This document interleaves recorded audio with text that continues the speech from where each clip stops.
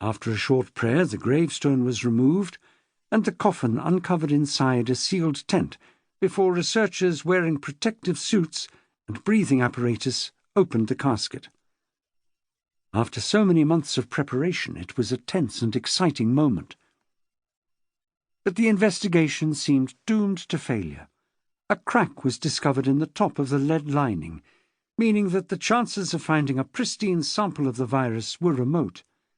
The coffin had split because of the weight of soil over it, and the cadaver was badly decomposed. Nonetheless, the team were able to extract samples of lung and brain tissue through the split, with the coffin remaining in situ in the grave during this process, to avoid disturbing the body any further.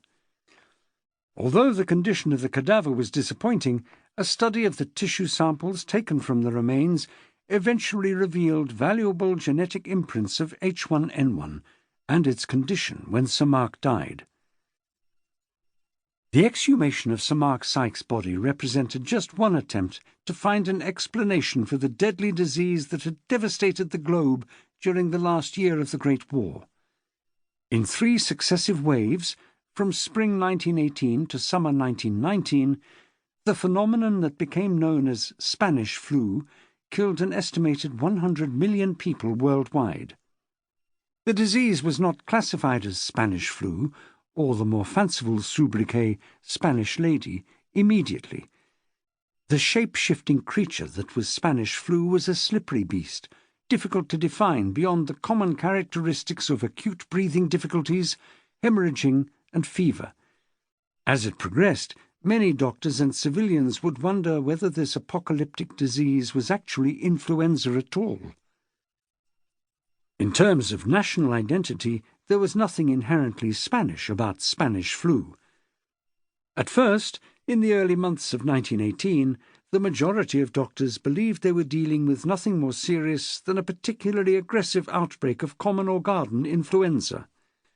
But as the epidemic continued and King Alfonso XIII of Spain fell victim, along with many of his subjects, this virulent strain of influenza was discussed freely in the Spanish press.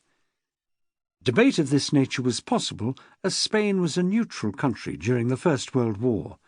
Elsewhere, in Britain and the United States, censorship made such speculation impossible beyond the pages of medical journals such as The Lancet and the British Medical Journal.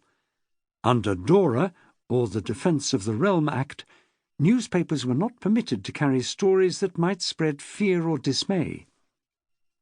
As the term Spanish flu entered the language in June 1918, the Times of London took the opportunity to ridicule the disease as little more than a passing fad. By the autumn of 1918, when the deadly second wave of Spanish flu was hitting populations worldwide, the implications of the disease proved impossible to ignore. The United States recorded 550,000 deaths, 5 times its total military fatalities in the war, while European deaths totaled over 2 million. In England and Wales, an estimated 200,000, 4.9 per 1,000 of the total population, perished from influenza and its complications, particularly pneumonia. Today, despite regular health scares about bird flu, SARS, HIV and Ebola, it is difficult to envisage a scenario in which something as common as influenza could cause widespread illness and death. Although most of us will contract influenza several times during our lifetimes, the influenza vaccination being only approximately 50% effective, the majority will survive with a minimum amount of medical attention. What then was so different about Spanish flu, and why did it have such a devastating impact? To gain some understanding of these factors, we need to define the nature of influenza and consider a brief history of the disease.